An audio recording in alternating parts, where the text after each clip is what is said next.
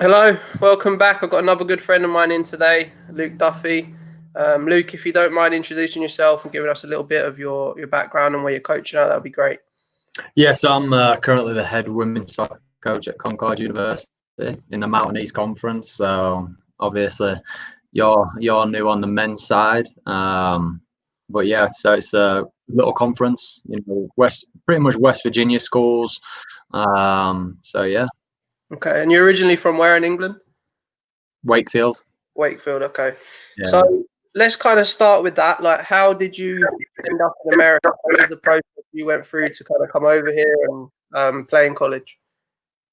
Yeah, so I were a white here at Doncaster Rovers. Like the PFA sends in the guys from the league football education, and they obviously discuss what are your plans if you don't get a pro contract, and we all know there's a small percentage of boys who are going to get professional contracts, and I just said to him, I'm interested in going to America uh, if I don't get a pro contract, and everything just kind of fell into place. I spoke to the coach at Leeds McRae. He was the only coach I spoke to. Pretty much had my heart set on it. And then obviously found out, I already knew I weren't going to get a pro, to be honest. We kind of, who's makes us fit, who's probably going to get one. So finished out the season and, came over to Leeds McRae. Did 4 years there. It's a small Division II school in the mountains of North Carolina, but I had a great experience. I think won 3 conference titles, a couple of conference tournaments, played in the national tournament every year, and my sophomore year, we're lucky enough to play in a national final as well. Yeah, so I mean, coming over from England to Leeds McRae, was that a big cultural difference for you when you first came over? I think just I lived in Diggs when I was at Doncaster, so having that, preparation to be away from home, somewhat set me up of like what to expect, mentally, because obviously you do miss home. I think just being surrounded by other boys in the same situation, there were a lot of English guys on the team, so we kind of bounced off each other and pulled each other through it at times. But in terms of like soccer and having that outlet to escape from missing home and being in a new environment and getting used to school, just kind of eased your emotions at times. But yes, I don't think it were a culture shock. I think obviously being from a city and going to a small town in Bannerell, was different. But at the same time, I was there to get an education. I was there to play soccer every day, and that was something that I love to do. So I haven't really got any complaints about somewhat being in an environment that is kind of isolated. So yeah, it didn't really. I mean, the fact that you stayed there for 4 years kind of shows, that you obviously enjoyed it there and you kind of developed well and everything went pretty smoothly, which is, I think it's fair to say, is pretty rare now for a lot of players. Not many players stay in one place for 4 years right now, especially with the addition of the transfer portal and a lot of kids now going kind of through the JUCO route. So if you were to go back through your whole experience, do you think you'd do it the same way? You think you'd go to Leeds McRae and just stay there for the 4 years?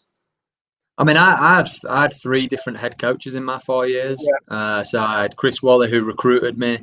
One of my closest friends. I had Matt Thompson, who came in for a year, and then I had Lee Squires, who's the head coach at Lander, who I actually played with Squidge for 3 years as well. Honestly, I think the situation where everybody on the team bought into being there for 4 years. We probably had options if we wanted to graduate, and I don't think I would have probably moved. My experience was being fulfilled of playing at a very good level. We had a fantastic team, and it was just a good group of boys who, we made friends for life. And I think ultimately, like if you speak to a lot of people, what's the end goal? Or I want to be a pro.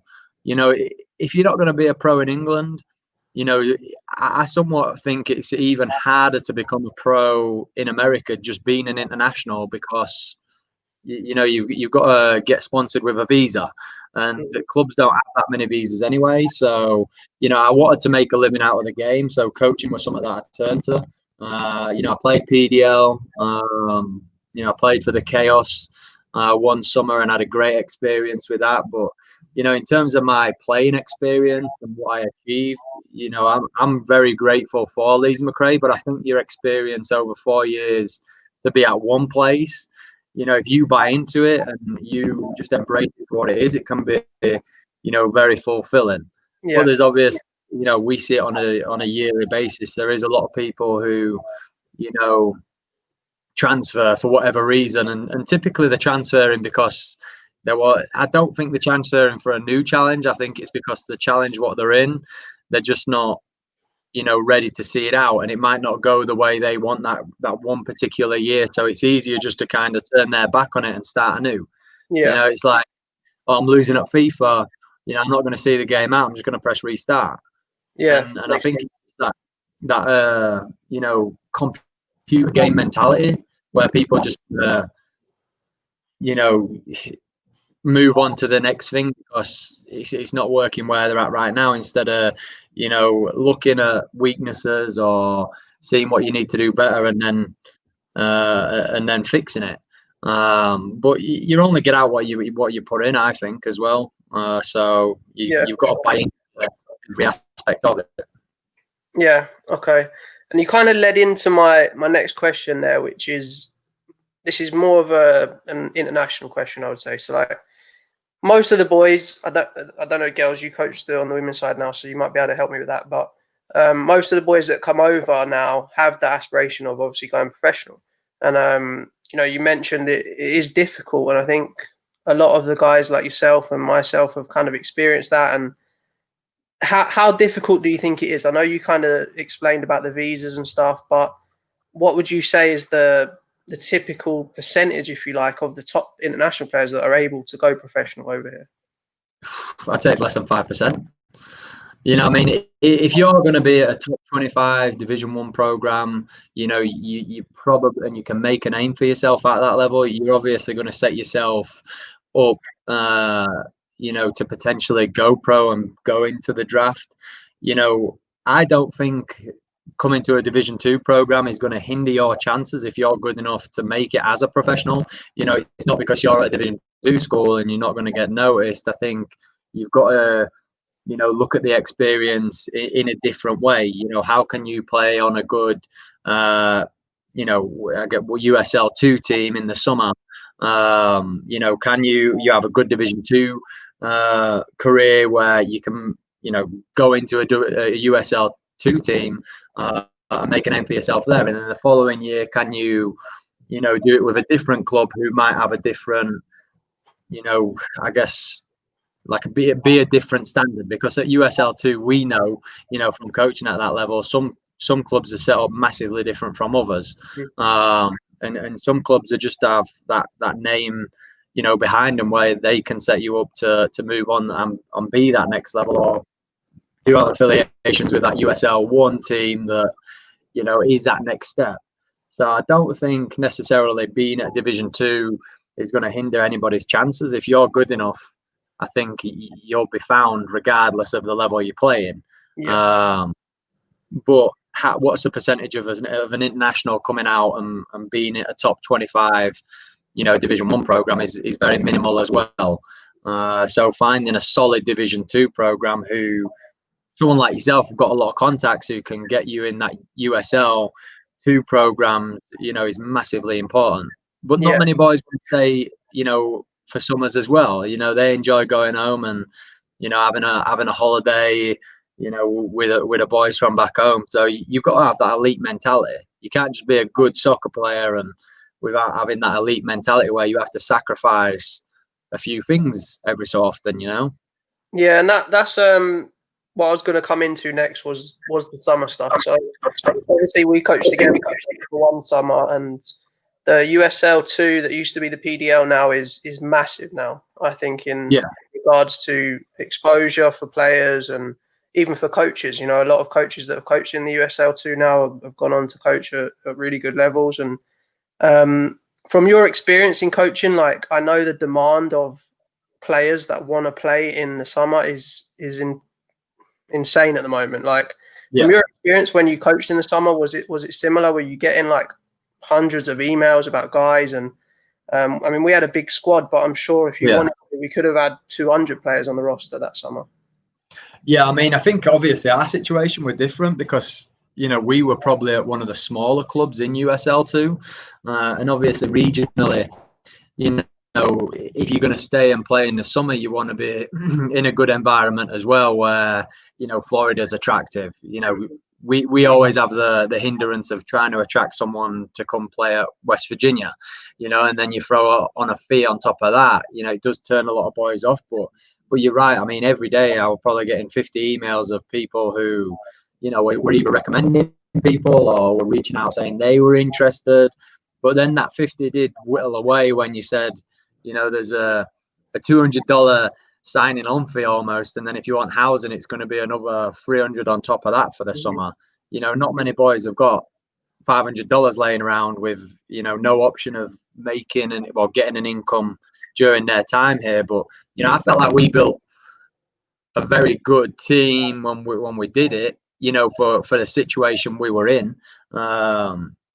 You know, I don't even know. I know the club's gone through like a reform now where, you know, they've got a new name and the brand rebranded it. So I'm not sure what the situation, you know, is like now, if it's better than the situation that we, you know, we had when we took it over. But, you know, I think the previous seasons has not been successful with the Chaos. And then we'd obviously moved from, you know, one conference into the Great Lakes with, you know, Michigan Bucks, and it were who'd won it, you know, who've won the USL2 more than anybody. I think KW United won it the year before. So we already were in a bit of a tough situation, I'd say, playing against those teams. And then the travel schedule, I think, you know, we drove to Canada and then played that evening. I think we left at like 5 a.m. and then played KW United at like 7 o'clock and then stayed the night and then drove back. You know, we weren't setting guys up at times. You know, we were doing an 8-hour drive and then playing a game. It weren't an ideal situation, but the boys embraced it. You know, I think we finished like 7, 6, and 1. You know, so we had a winning record. I think we finished third in the conference, which I personally felt were an overachievement with the resources that we had compared to, you know, other programs. You know, so yeah. Again, I think that kind of moves back into that kind of grinding mentality that we spoke about. There is like a lot of boys are not willing to stay in the summer because they do want to go on holiday and stuff, and then a lot of boys would be put off by the fee that you mentioned. But it's little things that might be the key to enabling you to somehow get seen, because you just never know when you're playing in the summer. You could have been playing for the Chaos with us, and you might have been seen the USL1 team or even an MLS team might have popped in and watched a game and seen a guy they like. So it's just them doing them little things that I think is the thing that kind of separates the guys that maybe they get a chance to make it or they don't get that chance, if that makes sense. Yeah. I mean, we had boys from all over, you know. I wouldn't say, you know, we had boys who came from Division 1, we had boys who came from NAIA, boys who came from Division 2. I think there were a couple of D3 guys there. You know, I wouldn't say our Division 1 players that we attracted were on another level to the NAIA guys or the Division 2 guys. You know, I think everyone we attracted were on a very similar level. Mm-hmm. You know, and I do think it opened doors for a lot of people.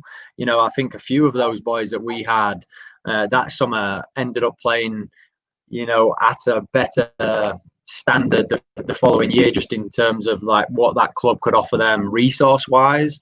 So I do think the right ones who wanted to grind it out made a name for themselves, and then, you know, had that next step on the ladder in the right direction. Some boys, I think, if we'd have been coaching again the following year, would have come back because, you know, they embraced it and it were a great experience for them. And it will.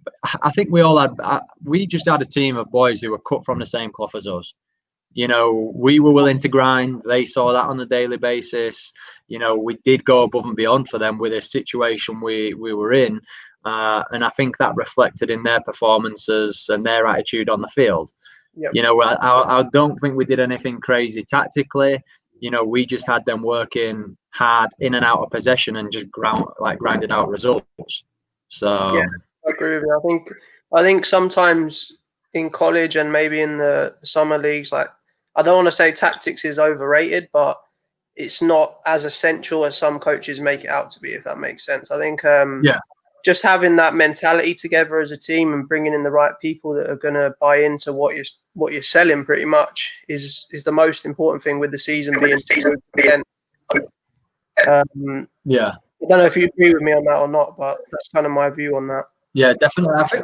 I think we, in a perfect world, we had a mindset of how we wanted to play, but we had to adapt to the boys that we had in the team.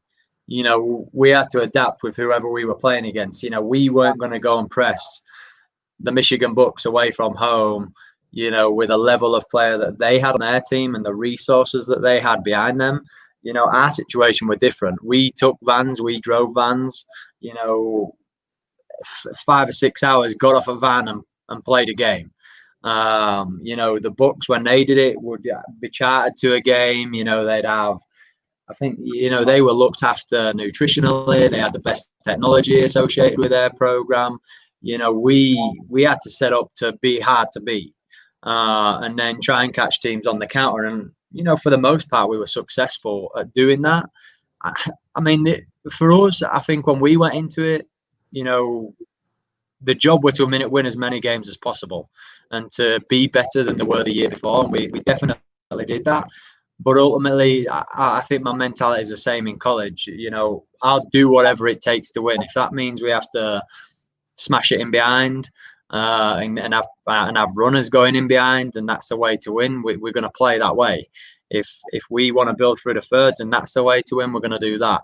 I don't think we should have a set philosophy at times, because in our profession, it's to win as many games as possible. Yeah, I think that's a good point for any young coaches that are kind of learning their way through, is like being flexible in that is huge in if you're successful or not, because sometimes you have to adapt. So like I say a lot to recruits who ask me, how do you like to play? And I say, I don't know.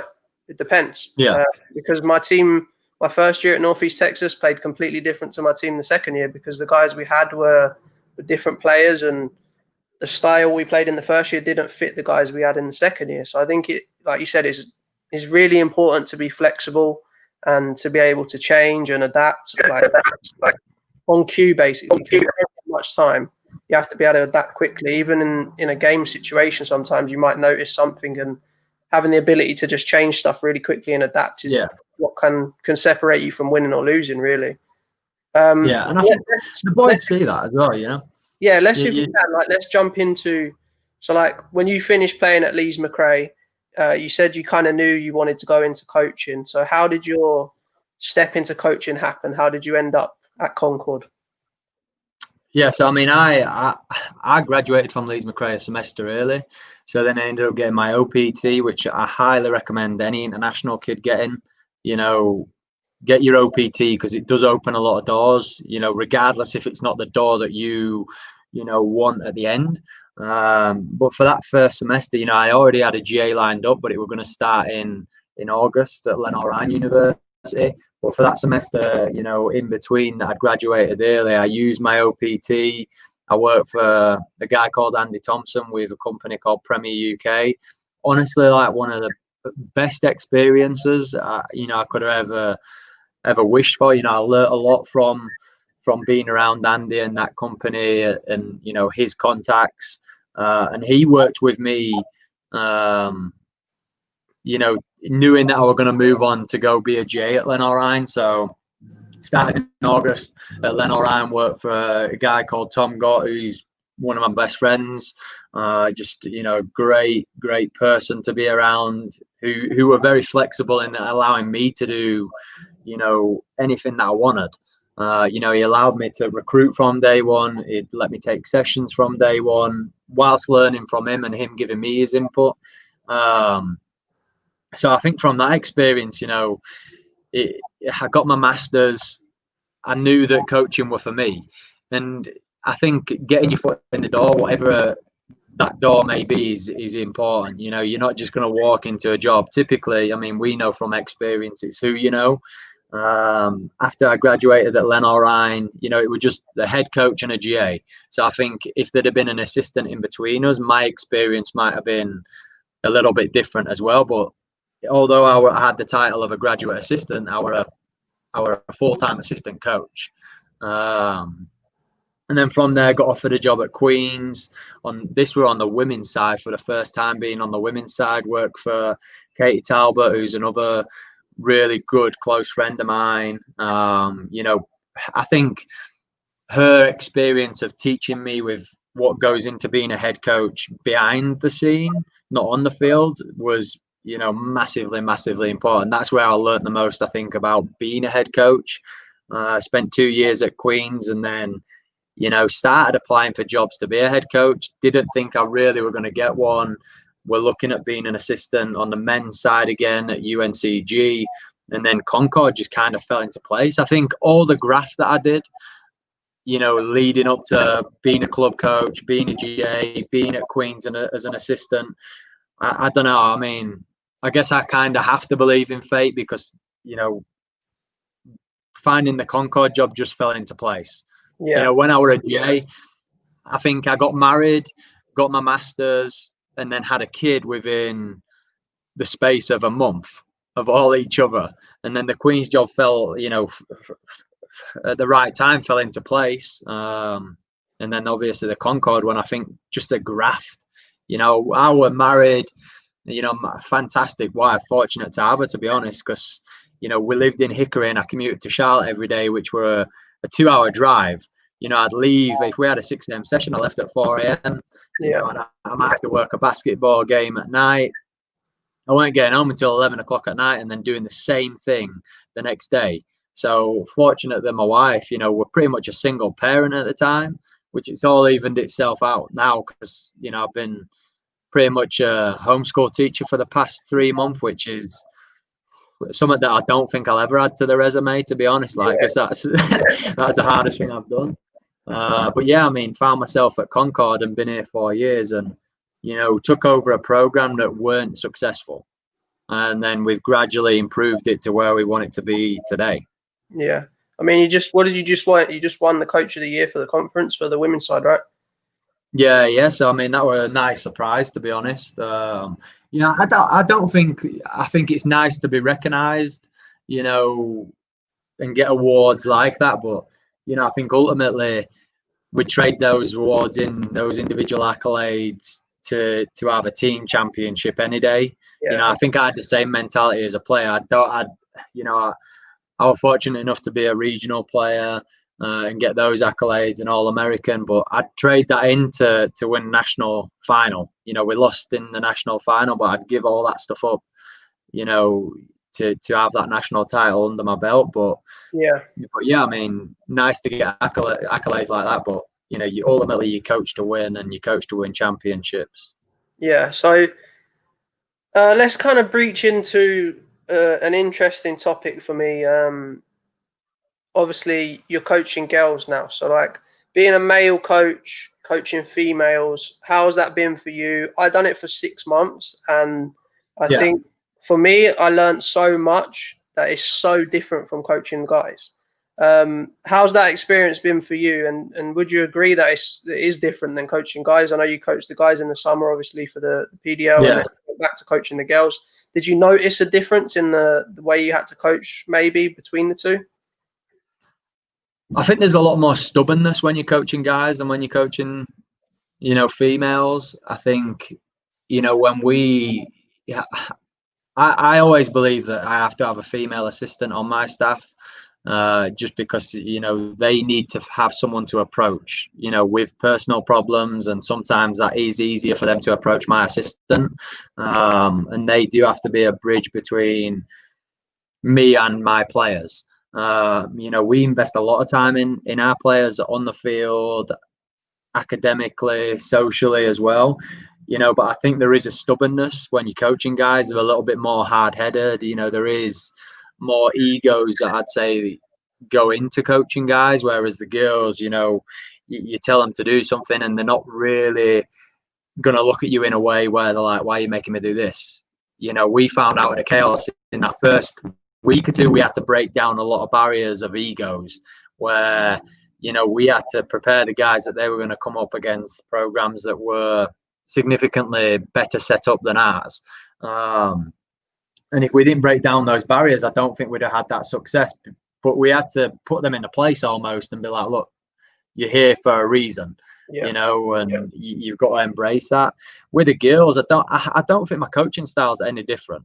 I don't think my personality changes too drastically between coaching females and coaching males. I think I go into it with the same approach. I personally don't think the girls deserve to be treated any different than the males, because they can do everything a male soccer player can do.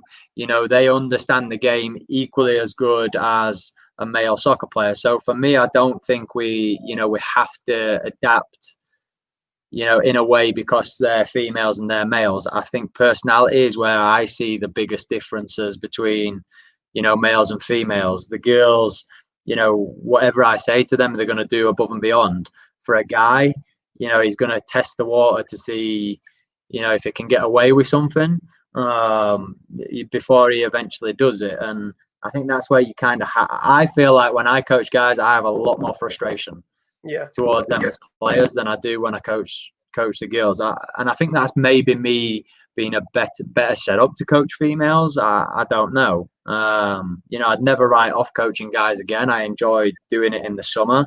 It was just the frustrations were different because egos and personalities, were different than what I were used to. But I think the end goal is the same, to win as many games as possible. Hopefully you can compete for a championship, but on a daily basis, I don't think my mindset's any different because they're males or they're females, to be honest. Okay, that's some good info there. I think a lot of people kind of, I don't want to say get stuck into like thinking, I want to coach guys and that's it. And sometimes the female jobs are a little bit undervalued, I would say, when people are looking for jobs. I think that gives a good perspective as someone that's kind of coached in both, as that they're both can be as enjoyable as each other. And it's just be able to embrace it as well. Yeah, I mean, I've got girls on my team who, who live it, breathe it, more than some guys that I've coached. And I think sometimes it's just, I think women's soccer is probably the most up and coming sport globally. Men's soccer is always going to be right up there just because everyone wants to play it. But more and more women are really taking an appeal to playing it. And I think it's becoming more in the forefront and, probably is one of the, if not the biggest women's sport in America. So I think, being around players who love the game equally as much as guys do, does make the job easier. And they just have more, I hate to say it, and it's not, you kind of categorize at times because it's not everybody who has that same way of thinking, but the girls embrace it more on a daily basis than some guys I've coached. And I think you get to see we invest a lot of time in our players as coaches, and I guess you get to see, our hard work really impacting the lives. For me, impacting the lives of the females. But I do think we impacted the lives of the guys who embraced it with the chaos as well. There were just more frustrations in breaking down those egos and being like, well, I'm a better player than him. And people were like, yeah, you might be, but you're just not fitting a system that we're, trying to play. And then dealing with, there were times where we were in a game and then someone would get sent off 10 minutes in for something so reckless.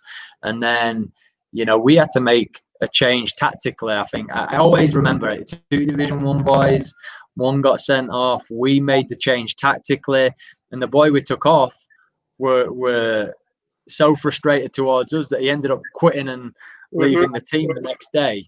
But tactically, we had to make the best decision for the team, and he weren't annoyed that the boy who'd been sent off for something so reckless, and it were a clear sending off. He were annoyed because in his eyes, we left players on who he felt like he were better than. Yeah. And he would have sacrificed, but in our eyes, tactically, we made that sacrifice. And I think, this year, my keeper got sent off. 10 minutes into a game, we were 10 men down for, 80, well, a little under 80 minutes, but the sacrifice we made didn't have the same effect on the team, or didn't have the same effect on that individual. She understood. And I think that's where you kind of see the differences between male personalities and then female personalities. Yeah, for sure. I think you're correct with that. So let's head into August then. Obviously, we don't really know what's going on right now, but let's say best case scenario, everything goes as planned. Yeah. How are you feeling towards the season coming up? Do you think you've got a good class coming in? What are the goals for the upcoming year for Concord women? Yeah, I mean, I'd say on paper, this is probably the best team that I've, ever had.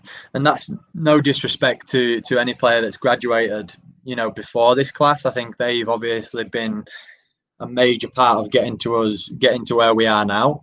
I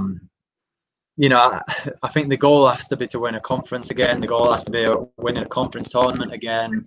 And then, using the experience that we got from this year of being in a national tournament to hopefully go far in it, this year. There's just so many moving parts right now and so much unknown that it's kind of frustrating that, we all know we want a season.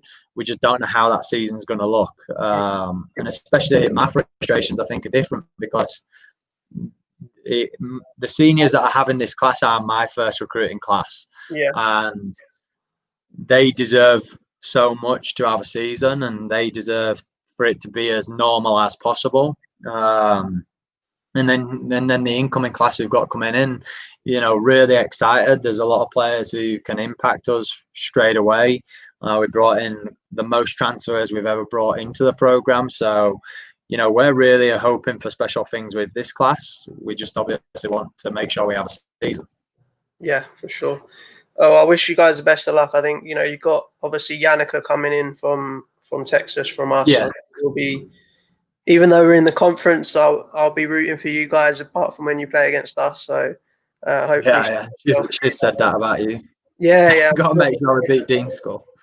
She'll probably want to beat me more than anyone else. So, but yeah, let's kind of jump in then to the next one. Like, you've obviously gone through the whole coaching experience, being a GA, being an assistant, into a head coach. If you were to give like one piece of advice to a young coach, or maybe even yourself when you were just finishing playing, what would that piece of advice be in regards to coaching in college? Do you think there's anything specific that you would have liked to have known as a young coach trying to make your way through? I think when people look at college coaches, they see it as very glamorous. It's that's a very glamorous job. And even being a head coach, there's aspects that aren't glamorous at all. We still have to, depending on our situation, resources and many different aspects. Your situation at D&E is probably significantly different to mine, and then in some respects, is extremely similar. I think like anybody who's going to want to do this job, you've got to embrace every aspect of it, and sometimes that means doing things that you didn't think you were ever going to have to do. It means spending a lot of time away from family if you have one. There's a lot of sacrifice that goes into it, but if you work hard, you'll constantly move forward with it. If you kind of turn your back to it and frown upon some of the jobs that we have to do, the job I don't think might be for you. But yeah, I mean, if I were going to give advice to my younger self, I think just grind it out. There's times where you're like, oh, why am I doing this? There's no light at the end of the tunnel, but there is always something good going to come from hard work. And that's why I kind of question it. Is it fate, or is it just how much effort we put into working hard on a daily basis? But yeah, don't look at the job at times and be like, that's very, very glamorous, because it's not all when we're on the field, I'd say it's very, very glamorous, but there's, how many players have you spoke to this year and been rejected by? Yeah. It happens on a yearly basis where you have to cast your net far and wide when recruiting. But there's going to be a lot of rejection. There's going to be that time where you think you're going to get a player, they commit, and then their personal situations change, and then they don't end up coming in. So yeah, you've got to be adaptable on a daily basis. But coaching and being a college coach, there's more. I think we wear many hats other than you're a head coach. We're academic advisors at times. We've obviously got to maintain eligibility with players. I'd say we're counselors at times. Everyone has their own personal problems in college, and we're the forefront of that, and we have to support them in many different ways. But I think that adds to their experience, and if you can keep players for 4 years, or even the transfers for 2, and give them the best possible experience, and they buy into it, they'll go above and beyond for us as head coaches. So yeah, I think that's spot on. I think in an ideal world, we would all love to just be on the field coaching 24/7, and that's all we have to do. But the reality of it is that's not the job. The job is, I'd probably say, 10% compared to what you have to do. And that might be generous, to be honest. That might be too high. So I agree. I think a lot of people look at it and say, you know what, he's on the field all the time. He's just coaching, playing for soccer with the guys. But the reality of it is that's not the job. The job is doing the stuff behind the scenes, doing the work study, doing the study hours, study hall, doing the eligibility, doing the recruiting, doing the housing. Everything you have to do behind the scenes is realistically the job. The coaching aspect is probably more of the benefit you get out of the job, if that makes sense.